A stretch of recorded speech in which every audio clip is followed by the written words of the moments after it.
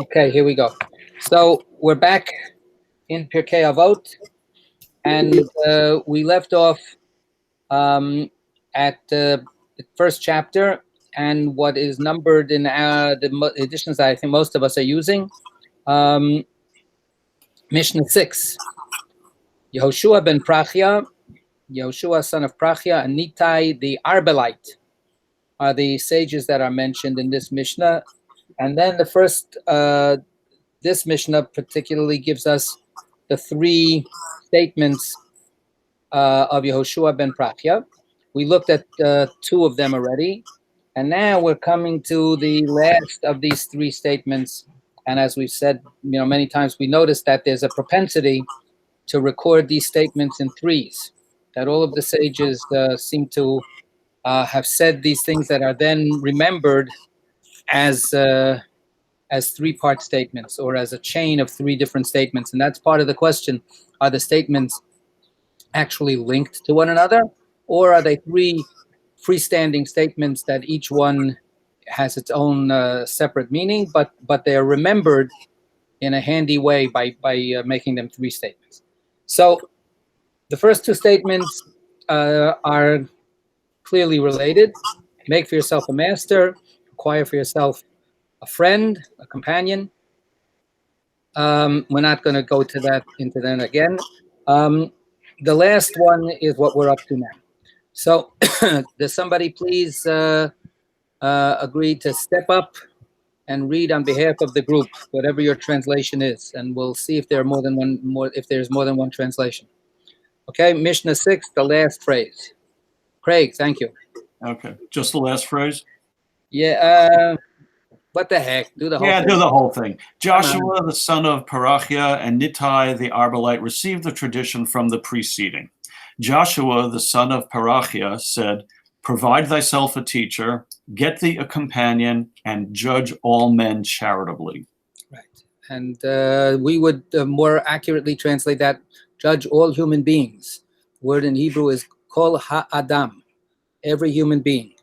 So judge all, and that's also an ambiguity. All people or every single one. We can think about that in a minute. Anybody have another translation that might shed some light on possible meanings? Eileen, yeah, thank you. You have to unmute. Yeah.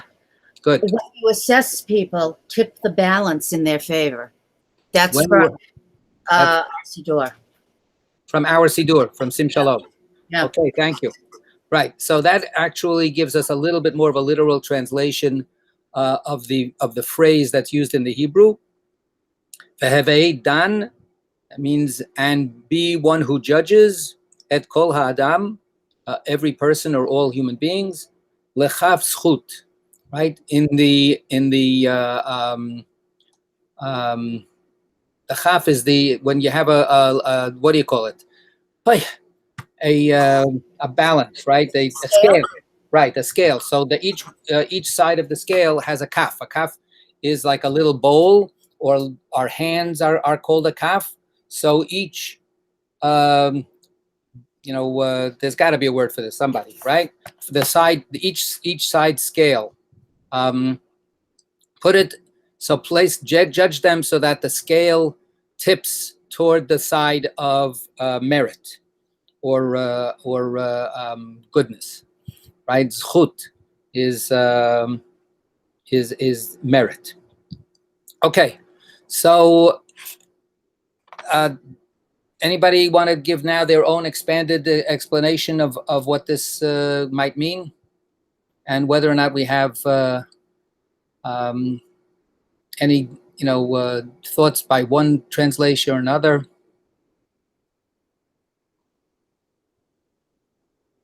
All right, let's keep it simple. Judge all people favorably.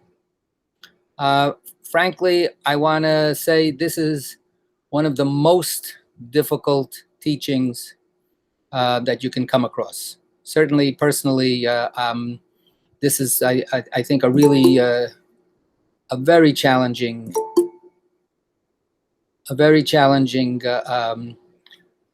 charge for. I got disconnected when I tried to speak up, but okay. I wanted to say, it's sort of like, isn't it kind of the result of those other two things? Like, you get So a you're teacher. reading it. Okay, so back to the idea. Is there a connection? Okay, so let's say, how make the connection? Go ahead. So you get yourself a teacher, you study with a companion, and then the result of that, what you learn is to judge everyone with weight in their favor, with tipping the balance. It's like don't assume evil intentions. Assume the best, or tip it towards the best intentions or assumptions about people. Right. So don't assume bad intentions. Is a good way of thinking about putting this in practice. I would question the idea that you're going to get it from your friend and master. It really depends on who your friends and masters are. We talk about this time of ours as being a poison time of partisanship. In our environment, we have friends and we have leaders that we trust, and then everybody else is absolutely automatically judged not favorably, right? If you're not with us, then you're absolutely guaranteed to be judged, with suspicion and with negativity. And like I say, I personally feel this very, very much, myself. I've got certain things figured out, and when somebody just gives me even a hint that they're on the other side, that's it. I've got them pegged. So I don't necessarily think that the first two will lead directly to the third. Maybe what John is suggesting. I'm not saying they lead to it. I'm saying that those are the tools. When you're studying, you can't study alone, right? You need to bounce ideas off somebody else. And if you have a teacher, presumably they're teaching you this. So it's just saying that the result of those two things, if done well, will be that you tip the scales. So that's the thing. If done well, if you're going to pick a teacher that teaches you to only accept certain people but not other people, that person can be charismatic, that person can be brilliant, that person can be an amazing teacher. The choosing of the teacher, what I'm hearing from you is take the last thing as a criterion for judging whether this is a teacher that you should be learning from. In the Jewish community, as in every community, there are all kinds of teachers, and there are plenty of teachers that teach a very particularistic and a very intolerant, or even I would even say racist kind of teaching. I tried to talk a little bit about that on Shabbat. There are a whole bunch of very, very respected rabbis who are respected precisely because they're the real thing. They're the real deal. And they tell you over and over again that the Jews are the super race, and that other people are second-class human beings. So and you can feel yourself pulled into that kind of community and that kind of teaching because it's very powerful. An us versus them message is very, very reassuring to a lot of people. Yeah, Sarita. So one thing you said, this could be viewed as everybody or how we view everyone or each person. So to me, in terms of the broader how we view everybody, what does our chosenness mean? Does that mean we're better than everybody else? And the answer is no. We should be, respecting everybody and not just viewing ourselves as so special that we don't have to pay attention to everybody else. And in terms of each person individually, same thing. I mean, I may be good at something, but that doesn't mean that I have the right to look down on somebody else who actually might be better at something else that I'm not good at. And I was thinking in terms of choosing a teacher, it's also important to choose a companion, a study partner who isn't just going to mirror exactly what you think. It might in fact be good to partner with somebody who really challenges you because they think so differently from you, and respectfully work out why you each come from your different perspectives. So, and people that can do that, I think, are very fortunate. it was always amazing to me that Ruth Bader Ginsburg was good friends with Antonin Scalia. And I think that was quite a wonderful thing to reflection of what kind of person she is. I don't know what kind of reflection it is about Scalia. I'm, as I say, I plead guilty to not always being able to judge people favorably, and he's one of those people that I can't judge favorably with any ease. But to have that kind of give and take, I think is for sure important, and have a kind of a reality check by having somebody not agree with you all the time is definitely necessary to be able to avoid certain pitfalls. Yeah, Jen. It's something I've been thinking about. I understand why it can be a good thing to have people and teachers who are not part of your bubble. But on the other hand, how do you balance that with not wanting to be the person they can say toxic things to, and not wanting to enable that? Like, how do you find that? I have no idea how to find that balance right now. Yeah, that's a good question. I'm not going to. All right, Rosie and then John. Yeah. I have been listening to a right-wing Orthodox rabbi from Israel who I found on a webinar. I do not agree with his position on women, how to observe Jewish law, but I find it very interesting when he goes into history and connections with today, and he sort of opened up another vision. I'm not saying I accept it, but at least I see it's there.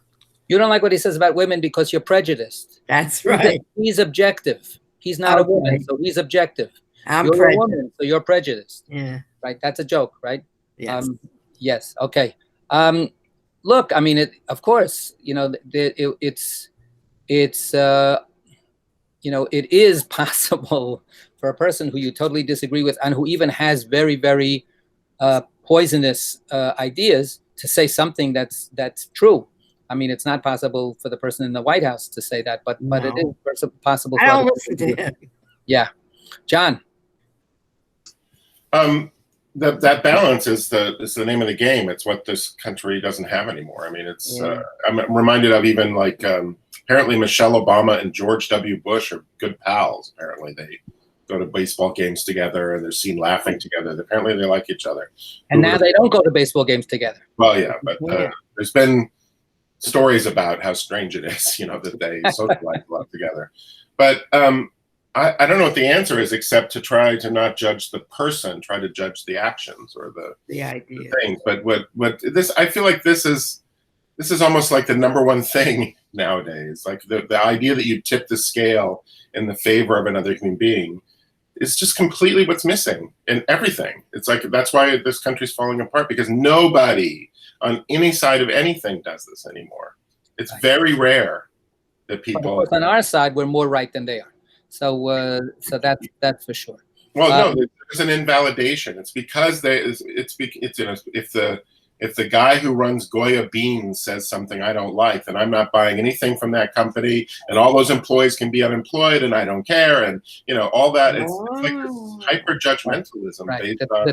Right. The term that is cancel culture. That's right now. So I want to back up a little bit, and I want to focus a little bit on the idea of making a distinction between a generality for everybody and then the encountering of a particular person. I think that the question, judge all human beings. I'm sorry, 1 second. Hi, Lisa, I'm in the middle of a class.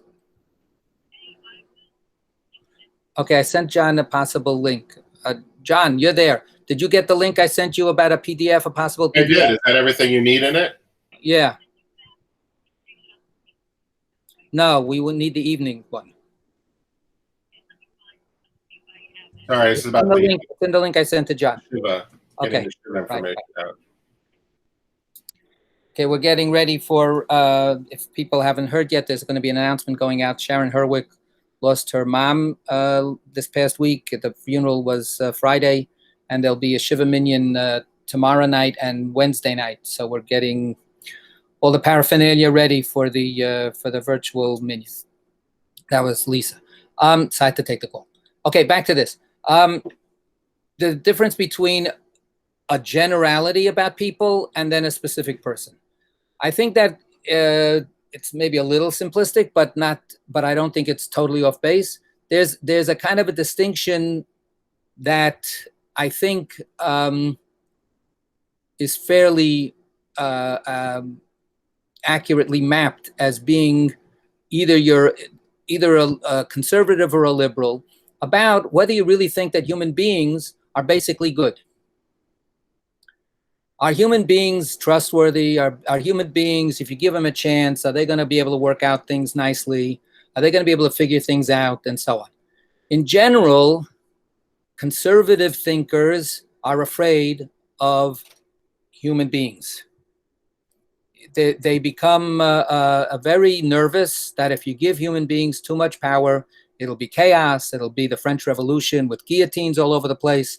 They'll destroy traditions. They'll tear apart everything. You have to respect tradition because tradition has wisdom. You have to respect the elites because the elites have earned their exalted position. So that not everyone is entitled, for instance, to vote, right? The conservative position throughout the generations, we're now celebrating 100 years of women getting the right to vote. The conservative position has always been to limit voting rather than to expand voting. So the basic philosophical understanding of human beings is, well, if you think human beings are basically okay, then let them speak. If you don't think that human beings are smart enough or judicious enough or disciplined enough, have that moral fiber, then don't let them in, right? Make sure it's only a property owner. I don't want to be the one who has to speak up for conservatives, but I think that's a misphrasing and a misunderstanding of some of those points, personally. How so? I would think the conservative would say not that people can't be trusted to make choices or that people are basically bad, but that people should have, I'm not agreeing with this, should have some, standing or some stakeholding if they're going to vote. They should be a citizen, they should be, used to be a landholder, used to be educated, maybe it's educated, whatever. I don't agree with all that, but what I'm saying is, the fact that you're not tipping the scale in their favor by saying they think people are bad. I think you're tipping the scale the other way. I think I just want to say the idea of standing. Once you get past citizenship, once you get past the idea that a person is either in the nation or not, the idea of standing in any other criterion is, as far as I'm concerned, and I think it. If you study it, it bears it out. It's about the fact that, no, you have to earn this. You can't, you not, as a human being, you don't have standing per se. That's the liberal position. The liberal position is, you know what? Human beings are capable of making things better. Human beings are capable of working problems out if you give them a chance, if you don't oppress them, if you don't do this and that and the other thing. And of course, the pushback is, being insulted by that. Yes, Sarita. I have to jump in because I disagree with both of you. I don't think this is a conservative liberal. I've heard too many liberal elites who really look down on other people. I think that there are people who are, I think it's elitist versus, I hate the term populist, but I agree it's with that. really a question about whether you think that each individual is capable, as it were, of reasoned decision making, and I don't think that's a conservative liberal. I mean, right now with Republicans versus Democrat, it's really about holding on to power, and that's the whole thing about denying people. And I think that but in terms of judging all people charitably or assessing them well, I think this notion about not being an elitist and not looking down at other people who might have less education, less money, whose circumstances might be less fortunate, who might have a different skin color. I think that's really important. So I'd like us as well to not be sort of stereotyping two opposing camps, because I don't think that So that is not being charitable and not being, yeah. Lots of things don't fit the stereotype. I don't understand why conservatives aren't screaming about Trump trampling all the traditions of I mean, if they're supposed to be for traditions, he's trampling all of them, including long-held conservative ones, like restraint of federal power. So it's not even a conservative liberal thing anymore. It's completely twisted into some other bizarre thing. Right. Life is definitely complicated, and we are in a very bizarre time where people have asked those kinds of questions and scratched their heads. The never-Trumpers don't understand what's going on in the conservative camp. But I want to clarify that I'm not specifically talking necessarily about the political lineups that are happening under our very noses. I'm talking about philosophical traditions that have been codified in respected writings, Edmund Burke, and so on, then how they get misapplied, and the fact that as I said before, liberals or Democrats can be just as snooty and even worse because they're supposedly knowing better. That's for sure. I definitely acknowledge that. But there is a philosophical in the train of Western thought, there is a philosophical divide between whether or not people actually are trustworthy or not. And that's what I want to get into. What? It's like all the way back to Plato and fascism. Some people are more, more smart enough to be leaders, and others aren't. Right. But I think what Sarita's saying, what I agree with, is that in current politics, both sides ascribe to some of that. Right.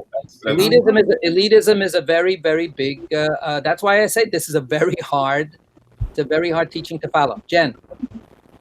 No, I think most of what I was going to say has been rehashed already, so I will pass. All right. So thank you. So okay. So if we can put the generality part to one side, then we might look at this also as saying, okay, good. I've got certain prejudices. I've got certain tendencies to give credit to certain people on a political camp or based on the color of their skin or whatever my prejudices are. The next question would be, can I bracket those? Can I hold them in abeyance when I meet a specific person? When I actually meet a real flesh and blood person, can I not put them into a stereotype and a category and a box? Or can I actually then give them a chance? And that might be another way to look at this as being, okay, whatever it is, we all have our perspectives on life and on society. But then when you meet a real human being, stop. A real human being is not a number. A real human being is not just a member of a party or an example, of anything. I think that there was a movie a couple of years ago, a very powerful movie about James Baldwin, and I think the title was "I Am Not Your Negro." Right? So the idea that we create these categories, and then we just we plunk them into those categories. Instead of saying no, maybe we have to say categories are whatever it is, inescapable methods that we develop to make sense of the world. But then every time we see somebody, that somebody is a particular and a unique being. And then we have to give them a shot, right? We have to give them the benefit of the doubt to begin with, to be a little more judicious. Remember, all the way at the beginning of Pirkei Avot, we had the men of the Great Assembly say, "Hevu tunim badin." Be very cautious, be very deliberate when you come to judgment. Be careful, be slow. So the idea of that might be a little bit easier. The idea of having that friend who's completely the opposite in their perspectives, so that in general you're completely cursing out the other side, but meanwhile you love to have lunch with this particular person because this particular person is a particular person and they transcend the particular way that they voted or whatever it is. There's something more to be taken into account, and that makes the difference. All right. Anybody else? Yes, Josie. I've been disturbed lately by hearing people say, I'm not going to be friends with so-and-so anymore because they support Trump. And I said, I'm not sure I would end a friendship over that, because to me, that's just giving Mr. Trump more power. I might have to have a discussion and say we have to leave politics off the table, but I think it's sad when a friendship ends over this. And one friend even said, well, if it was Nazi Germany, it's like you're supporting Hitler. And I said, well, that gives me a lot to think about, but I still think friendship has a certain value that shouldn't be just dropped. So what you're bringing up, Jen, for half a second, 1 second, is also using this as a kind of a guide for action. In other words, when you have a problem, I have a problem. I have a friend who's I have family members who are supporters of this disgusting man, and it's been a very difficult challenge. Yeah, a lot of people. And part of judging a person favorably would be, it's worthless talking to him about it. It's worthless talking to her about it. There's no point, so that's it. So at least to ask the first question is, well, maybe I'm wrong to say that there's no point in having a heart-to-heart conversation. Give them the benefit of the doubt and say, you know what, maybe if we actually slowly, friendly-like, start talking about our mutual connection and how much that's important and how we see each things differently, maybe the pain of that other stuff can be bracketed. But that's not always, the answer may be no. Just because you're judging somebody favorably doesn't mean in the end that you decide that they're right and they're okay. It just means that you first have to give them that shot. Yeah, Jen. Yeah, just to piggyback off of that, because this, as I said before, this is what I'm struggling with in family and in personal relationships, and it's super difficult. But I can't judge anybody for making the choice to end that connection, because sometimes it does turn out that you're enabling the person, that you become the safe person. They can say terrible things to you because you're family, or and then you won't start something, and that's not a place I want to be. At the end of the day, rather than being a safe repository for horrific, like racist and, yay, put kids in cages sentiments, if you get to the point you don't want to be that person, then there's not much choice but to end the connection, however painful that is. So the question is, that friendship, is it going to depend on, for that other person, on their freedom to constantly barrage you with these kinds of things that are so painful and so ugly, and as far as you're concerned? If the friendship can't go someplace else, then that's a big problem. Yeah. The friendship is not a license to hurt, right? It's not, well, we're friends, so therefore I can say everything to you that's going to make you feel miserable and make you cringe and just get depressed. That's I want to just scream and yell at. So, for instance, one of my very, very, very close friends for a bunch of years, he was like, because this has been going on for a while. And finally, we've come to a standoff where we don't talk about that stuff. And we talk about family, and we talk about other things that we might, share in common. And we have a truce on that other stuff, because I don't want to lose this friend who I know for 50 years. So, but it limits, it limits the friendship to a particular place, particular kind of interaction, which is, it's not making the friendship thrive, but it's holding it. Yeah. Okay. Sarita, you got the last word. Okay. So I'm just thinking that this is it's, if you can judge, it's not that you can't judge people and decide that people are wrong or acting badly or things like that. This is about not prejudging them. So not assuming that someone who since we're talking political, not someone who voted, not assuming that someone who voted for Trump did it because they're racist. They may have voted for Trump because they did believe that things would be better economically.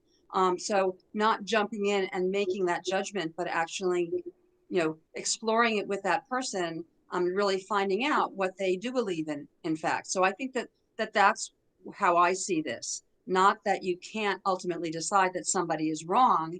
And if they're so wrong, just say, look, I can't even talk to you anymore. Yeah. All right. Thank you. So we'll go on to the next Mishnah, God willing, next time. Okay. Take care. Take care, everybody. Hashkoach.